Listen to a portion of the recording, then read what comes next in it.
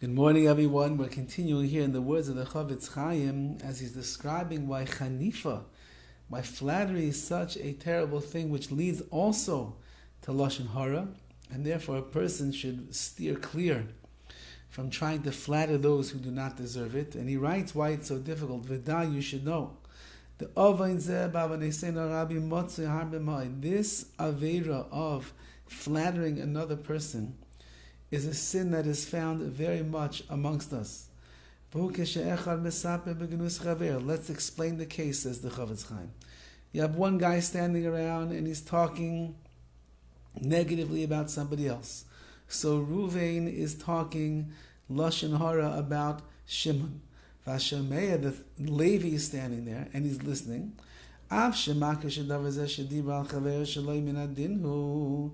Even though that when Levi hears Ruvain talking lashon hara about Shimon, he knows that it's not true.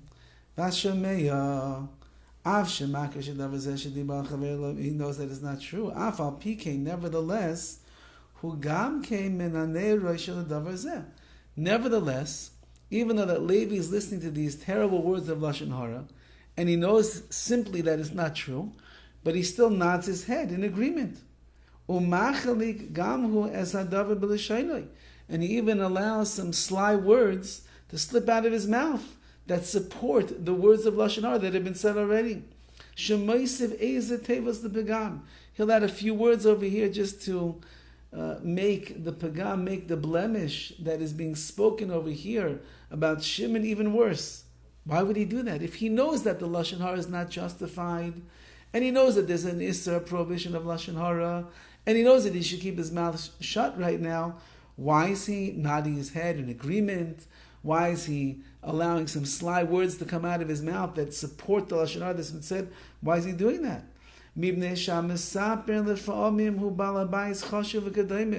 Because sometimes the person who's speaking lashon hara, in our case Ruvain, is a chashuv, a prominent person.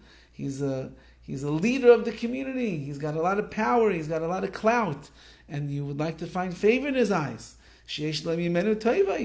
Maybe you even got benefits from him. You got good things out of him. He helped you out when you were in a desperate situation. He got you a job. He helped get your kids into school. When you were down and out and you didn't have enough money to pay for Yom Tiv, you went to him, you knocked on his door, you groveled, and he gave you $5,000, and he says, don't worry about it. Go buy all your Yom Tiv needs. You'll take care of you. So you are indebted to this person. So says the CHOFETZ CHAIM, this is how human nature works. When you feel that either this person is prominent in and of himself, and therefore you don't want to step on his toes, and you'd like to find favor in his eyes, or the person in fact has done taiva, he's done good things for you, and therefore you feel indebted to him, or simply, if you don't agree with him, you think to yourself, well, Ruvain, who's talking lashon hara about Shimon, and I'm standing here like an Elaim, like a deaf mute, I don't do anything. He's going to think that I'm not so savvy, that I'm not so with it, I don't really know what's going on over here. He's going to think of me like an ignoramus. And therefore the Yetzer Hara comes and convinces a person, and he's going to say, you know what, you have no choice. You got to be masking, you have to agree to him. Otherwise, you have no gratitude, or he's going to look down upon you, or you're going to look like you're a person who doesn't understand how bad this person is that he's speaking about. He's not going to want to do dealings with you. He helped you out. Why did you have hakar satayv to him?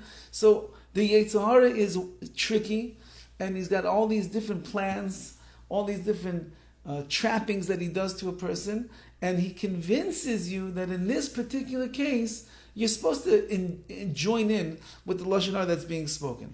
Aval teida achi, but my brother, you should know, says the CHOFETZ CHAIM, shezehu be'etzem lav dechanufa, this itself, that you agree with a person who's speaking lashon hara, and you support him, and you strengthen his claims, that's also chanufa, that's flattering. Even if you only add a few letters or a few words to what he said, like I explained in the commentaries on the bottom of the Sefer, the Ber Mayim Chaim. Says the CHOFETZ Chaim, you can get yourself into big trouble. Not only are you a person who's speaking Lashon Hara, listening to Lashon Hara, accepting the Lashon Hara, repeating the Lashon Hara, you're also someone that will transgress the prohibition of the Loisachin Nifues Haaretz, that you're not allowed to flatter another person, because by supporting the claims of this man over here, you are flattering his opinion and his words and his criticism, and that is a double sin that a person gets. Number one, Lashon Hara. Number two, of flattering another Jew when we are not allowed to do such a thing. Have a wonderful day.